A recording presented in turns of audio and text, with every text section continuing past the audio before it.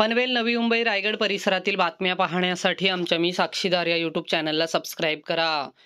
3 जून 2025 रोजी पनवेल बस स्थानकाजवळील stand view बिल्डिंगमधून विक्रम कैया यांनी नेचर फ्रेंड सोसायटी पनवेल या संस्थेचे कार्यकर्ते शार्दूल वारंगे यांना बिल्डिंगमध्ये पार्किंगच्या आवारात साप असल्याचे फोनवरून कळवले।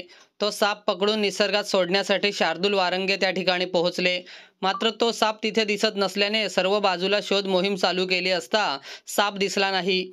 मात्र त्या ठिकाणी सापाची 14 अंडी दिसून आली।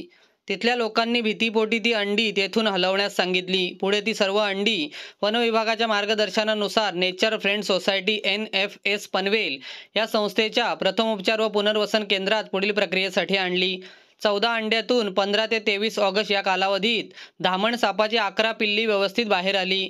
सर्व धामण सापाच्या पिल्लांना 25 ऑगस्ट रोजी वन विभागाच्या मार्गदर्शनानुसार संस्थेचे अध्यक्ष संतोष उद्रे, कार्यकर्ते बाबू शेख, आर्यन उद्रे आणि वनरक्षक अमोल लाड यांच्या समक्ष निसर्गात सोडून देण्यात आले। नमस्कार, मी संतोष उद्रे, अमोल लाड, वनरक्षक पनवेल, बाबू शेख। आम्ही इथे काही साप सोडण्यासाठी आलो आहोत। या साप सोडण्याआधी थोडी सापाबद्दल माहिती सांगतो। 3 जून 2025 रोजी आम्ही पनवेल येथील बस स्टँड जवळ स्टँड व्ह्यू या बिल्डिंगमध्ये एक कॉल आला होता। त्या कॉलवर साप होता, साप काय मिळाला नाही, पण तिथे आम्हाला सापाची 14 अंडी मिळाली।